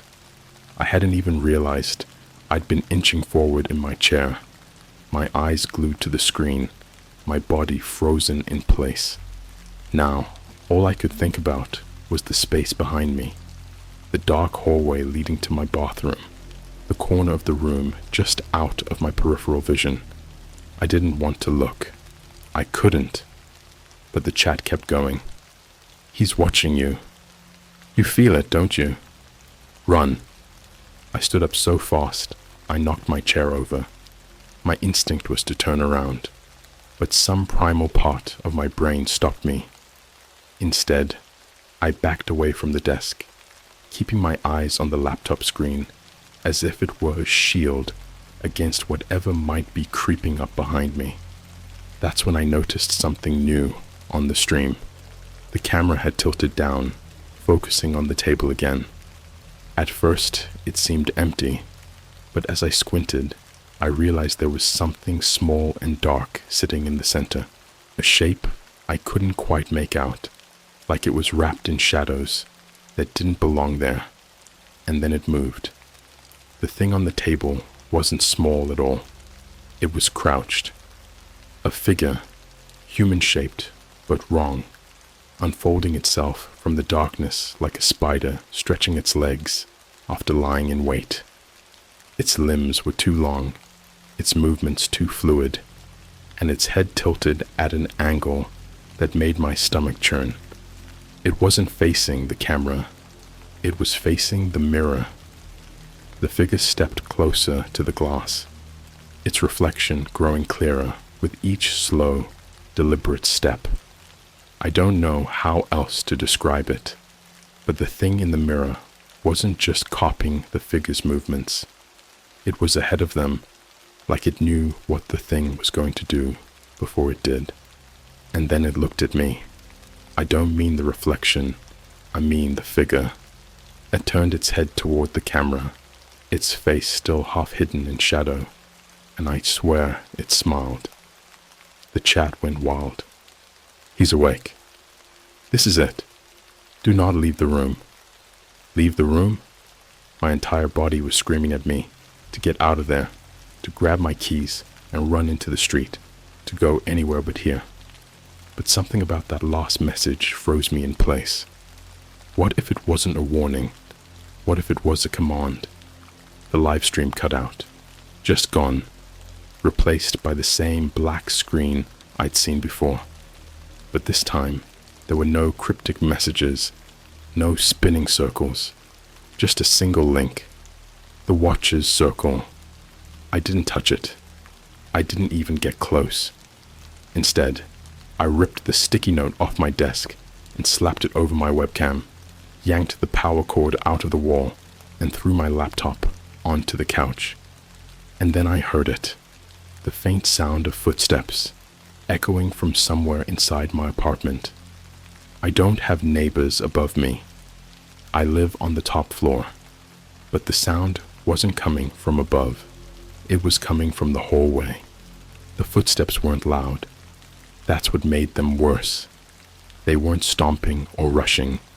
They were deliberate, soft, and slow, like someone was trying to make as little noise as possible while still letting me know they were there. I stood frozen in the middle of my apartment, my pulse pounding in my ears. The hallway stretched in front of me, a dark void leading to the bathroom and closet. I hadn't turned on the lights in the back, and now that darkness felt alive. For a second, I thought about yelling. Maybe it was some messed up prank, and whoever was there would freak out and run if I made enough noise. But what if it wasn't? What if yelling made it worse? My phone buzzed in my hand. The screen lit up, and I nearly dropped it when I saw the notification. It was from an unknown number, and the message was just 2 words. Don't move. The footsteps stopped. I held my breath, straining to hear where they'd gone. The silence was suffocating, heavier than it had been before, like the air in my apartment had turned solid. Then the notification bar on my phone slid down on its own, and another message appeared from the same number. Turn around. I didn't. I couldn't. Instead, I slowly backed up until my legs hit the edge of the couch, and I sank down onto the cushions. My laptop was still sitting there, the screen black, the sticky note over the webcam like a flimsy barrier. For some reason, I couldn't stop looking at it. The laptop, it felt like the source of everything that was happening, like if I could just destroy it, all of this would go away. But I knew that wasn't true. Whatever this was, it was bigger than a browser tab, bigger than my apartment, bigger than me. My phone buzzed again. Look at the screen. I hesitated, but my eyes drifted to the laptop anyway. Slowly, the black screen flickered to life. I hadn't touched it, hadn't opened it, but the sticky note over the webcam slipped off, like something had peeled it away. The screen was live again. It was the same room as before. The empty table, the cracked mirror, the flickering light bulb. But now the camera wasn't just panning aimlessly. It was fixed on the mirror. The reflection showed the room perfectly, but the table in the reflection wasn't empty anymore. There was a figure sitting at it, slouched forward, with their head resting in their hands. Their clothes were filthy, tattered, and their hair hung in greasy clumps over their face. The camera didn't move. Neither did the figure. The chat was active again, the messages flooding in faster than I could read. He's coming. It's almost time. Do not look away. I tried to close the laptop. I grabbed the screen and slammed it down, but it didn't budge. It was like the hinge had locked in place, forcing me to keep watching. My fingers scrambled for the power button, but the moment I pressed it, the screen flashed bright white, and the chat froze. One final message appeared in bold, filling the entire screen. Do you understand yet? Before I could even process what that meant, the stream changed. The camera panned away from the mirror, moving toward the far wall. The light flickered, and for a second, I thought the screen had glitched again. But then I saw it. Another door. It was small, barely tall enough for a person to fit through, made of some rough, dark wood that looked ancient. There was no handle, just a keyhole set into the center. As the camera zoomed in, I noticed something strange about the keyhole. There was light coming through it, not the harsh yellow of the overhead bulb, but something softer, almost like candlelight. The chat exploded. It's open. Go now. He's waiting for you. And then, as if on cue, the sound of footsteps returned. This time, they weren't coming from the hallway. They were coming from inside the stream. The camera stayed focused on the door, and I could hear the sound growing louder, echoing from somewhere behind it. Each step was slow and deliberate, like whoever, or whatever, was on the other side wanted me to know they were coming, but didn't want to rush it. I don't know why, but I felt like I couldn't move. My legs were glued to the floor, my breath caught in my throat. Every instinct told me to shut the laptop, to throw it across the room, to do something, but my hands wouldn't cooperate. The footsteps stopped, and the door in the stream creaked open. At first, the camera didn't move. It stayed fixed on the door as it slowly swung inward, revealing nothing but more darkness beyond it. But as the seconds dragged on, something began to emerge from the shadows. It wasn't a person. It wasn't even human. The thing that stepped into the frame was hunched and spindly, its limbs too long and too thin, like it had been stretched out by something that didn't understand how bodies were supposed to work.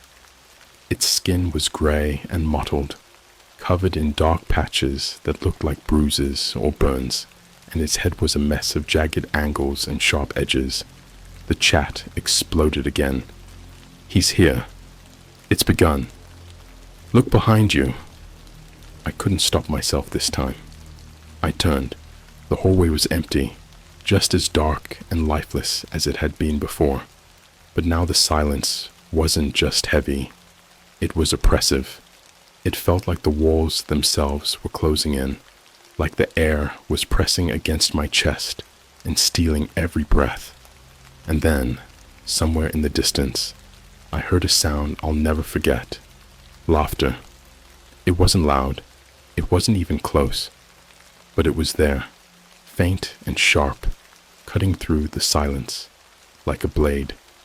It wasn't the kind of laugh you hear from someone who's happy or amused. It was cold, joyless, and deliberate. The sound of something that's found what it's been looking for. And then my laptop screen turned black, except for one final line of text. You are next. That's when the knocking started. The knocking was slow, deliberate, and too close for comfort. It wasn't coming from the front door.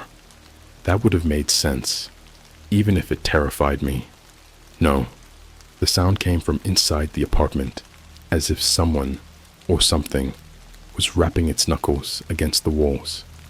3 sharp knocks, then silence. I stood frozen in place, my eyes darting to the hallway. I could feel my pulse pounding in my throat, my body screaming at me to move, to hide, to do something. But the fear rooted me in place. My mind was caught in a loop, replaying that single message on my laptop screen. You are next. The knocking came again, louder this time, It wasn't rhythmic, like someone casually knocking on a door. Each knock was uneven, almost impatient, as if the thing on the other side couldn't wait any longer. I forced myself to take a step back, my foot dragging against the carpet like I was wading through water. My phone buzzed again, the vibration rattling against my trembling fingers. I glanced down, barely able to focus on the screen. It was another message from the unknown number. "Answer it!" I wanted to scream, to throw my phone across the room, and pretend none of this was happening.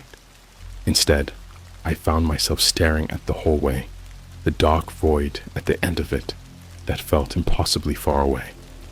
Then, slowly, something new began to emerge from the darkness. At first, I thought it was a shadow, a trick of the dim light spilling in from the living room, but the shape was too distinct, too solid. It moved forward with an unnatural stillness, its limbs unnervingly long and thin, its head tilted at an angle that made my stomach churn. And then it stopped. The thing stood there in the hallway, its form barely visible against the darkness, but I could feel it watching me. My laptop screen lit up again, flooding the room with its cold glow. Against my better judgment, I looked. The stream had returned, showing the same room as before, the cracked mirror, the empty table, the bare walls. But this time, the camera wasn't focused on the mirror. It was focused on me. I was in the frame, sitting on the couch with my phone in my hand, my face pale and panicked. It wasn't a recording. It wasn't a reflection. It was live. The chat exploded. "He's here. Don't let him in. It's already too late." I stared at the screen, my heart pounding in my chest, as the figure in the hallway began to move again. The thing's steps didn't make any noise. It glided forward like it wasn't fully bound by the rules of this world. As it moved closer, I could make out more details. Its skin was pale and stretched tight over its bones, its face an empty void where features should have been.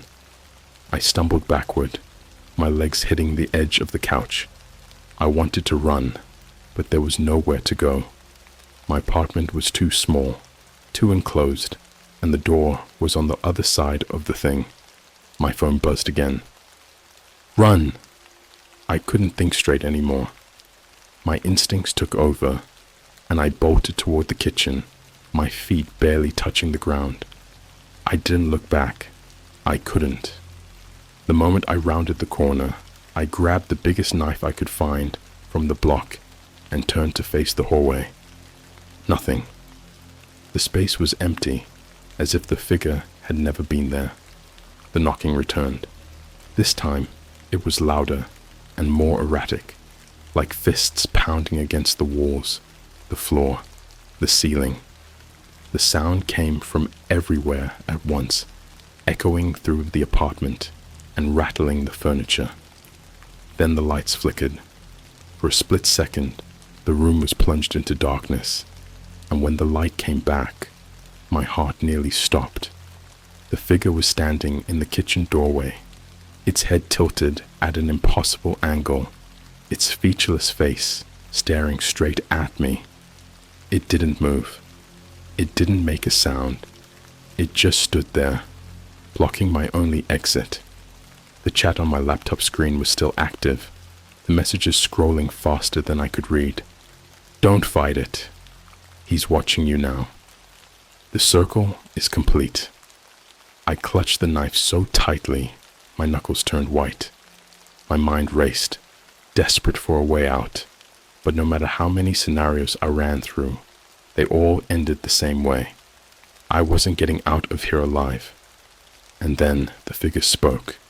Its voice wasn't human. It wasn't even a voice, really. More like a low, guttural noise that resonated in my chest.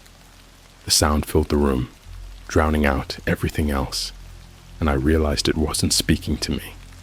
It was chanting. The lights flickered again, and this time they didn't come back. I was plunged into complete darkness, the sound of the figures chanting filling the void. My phone buzzed one last time, the screen lighting up in my hand. The message was different this time. It wasn't from the unknown number. It was from my own number. Join us. And then, in the faint glow of my phone screen, I saw it. Dozens of shapes emerging from the shadows, their twisted forms closing in around me, their empty faces staring with an intensity that made my skin crawl. The chanting grew louder, overlapping into a cacophony of voices that seemed to come from everywhere and nowhere at once. My vision blurred, my head pounding with a pressure I couldn't escape, and the last thing I saw before the phone screen went dark was the chat on my laptop. One final message, bold and unrelenting. Welcome to the circle. When I woke up, the apartment was empty. My laptop was gone. My phone was gone. But on the floor, etched into the carpet with a precision that made my stomach churn, was a single symbol, the same one I'd seen smeared on the mirror in the stream, and in the center of it, a single word. Next. The knocking hasn't stopped. I don't mean it's been constant. It comes in waves, hours apart. But every time I think it's finally over, it starts again. 3 sharp knocks, then silence. It's been 2 days since I woke up to find my apartment eerily clean and empty, like whatever had happened was just a bad dream. My laptop is gone. My phone is gone. Even the knife I grabbed from the kitchen has disappeared, leaving no trace that I ever used it. But the symbol on the floor remains. It's burned into the carpet, a twisted geometric design that makes my head spin if I look at it for too long. I've tried covering it with furniture, rugs, even duct tape, but nothing seems to stay in place. Whatever I put over it is always gone by morning, and the knocking keeps coming. I haven't been able to sleep. Every time I close my eyes, I see them, those shapes emerging from the shadows, their hollow faces staring at me, their long limbs stretching out as they surrounded me. I hear the chanting, feel the oppressive weight of their presence, and when I open my eyes, I half expect to see them standing at the foot of my bed, but the apartment is always empty. It's the silence that gets to me. The stillness of the air, the lack of any normal grounding noise, no distant hum of traffic, no muffled voices from my neighbors, just an unnatural quiet that makes me feel like I'm the only person left in the world. And then there's the knocking. It's not always at the door. Sometimes it comes from the walls, the ceiling, the floor. The first time it happened, I thought I was imagining it, but when I pressed my ear to the wall, I could swear I heard something on the other side, breathing, slow, shallow breaths, like someone was standing just inches away from me, separated only by a thin layer of plaster. I backed away so quickly, I nearly tripped over the couch, and the knocking stopped. But it always comes back. This morning, I found something new. It was a package sitting outside my front door, wrapped in plain brown paper with no return address. At first, I thought it might have been delivered to the wrong apartment, but my name was scrawled across the top in shaky, uneven handwriting.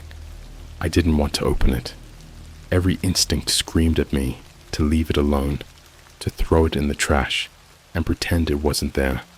But curiosity got the better of me, and I carried it inside, my hands trembling as I tore away the paper. Inside was my laptop. It looked exactly the same as it had before. No scratches, no dents, no sign that it had been gone at all. But when I opened it, the screen lit up immediately, and I realized something was wrong. The desktop was empty. No files, no icons, no wallpaper. Just a solid black screen with a single folder in the center labeled The Circle.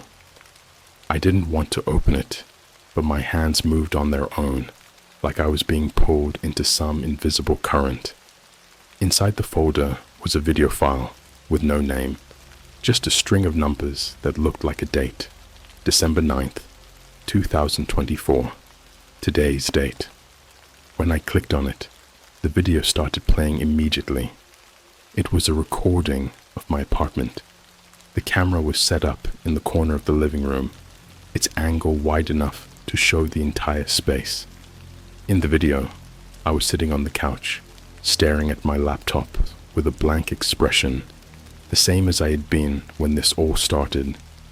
For a moment, I thought it was a recording of the first night, but then I noticed the symbol. In the video, the symbol wasn't just burned into the carpet. It was glowing faintly, pulsing with a sickly red light that cast long flickering shadows across the walls. And then I noticed something else. The shadows weren't just flickering, they were moving. The figures emerged slowly, their limbs unfolding from the corners of the room like they were crawling out of the walls themselves. They moved toward me, their bodies impossibly fluid, their featureless faces locked onto mine. In the video, I didn't react. I didn't flinch, didn't look up, didn't even blink. I just sat there as they surrounded me, their elongated fingers reaching out until they were inches away from my skin. And then the screen went black. A message appeared, the same white text on a black background that I'd seen before. The circle is complete. The knocking started again, louder this time, shaking the walls and rattling the windows. I slammed the laptop shut and backed away, my heart racing as the sound grew more intense. But then it stopped. The silence was deafening, and for a moment, I thought it was finally over. But then my phone, which I hadn't seen since that night, buzzed on the coffee table. It was another message. "Open the door!" I didn't move. I couldn't. The knocking came again, but this time it wasn't slow or deliberate. It was frantic, pounding, like whatever was on the other side couldn't wait any longer. I backed into the corner of the room, my eyes locked on the front door. As it shook in its frame, the knocking grew louder, faster, more desperate, until it felt like the entire apartment was going to collapse. And then, just as suddenly as it started, it stopped. The silence returned, heavier than ever. And then I heard it, a voice. It wasn't coming from the door. It was coming from the symbol on the floor, faint and distorted, like it was being transmitted through an old radio.